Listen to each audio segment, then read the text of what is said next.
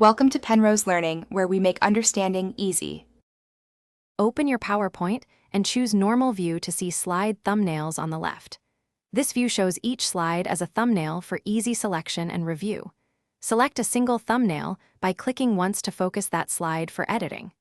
Use Ctrl+Click to select multiple non-adjacent slides quickly when you need to remove more than one. Use Shift+Click to select a continuous range of slides in the thumbnail pane for batch actions. Press the Delete key to remove selected slides immediately from the presentation and free up sequence space. Right-click a selected thumbnail and choose Delete Slide from the context menu when you prefer a mouse action.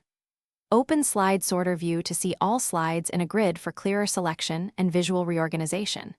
In Slide Sorter, you can drag to reorder, select multiple slides, and press Delete to remove them quickly and confidently from the deck.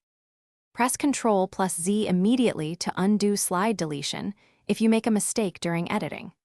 Use Cut to remove slides while keeping them on the clipboard for pasting into another presentation or position. Consider saving a backup copy of your file before performing any mass deletion to preserve the original deck. If you prefer not to delete, hide slides instead to exclude them from the slideshow while keeping content intact for future use.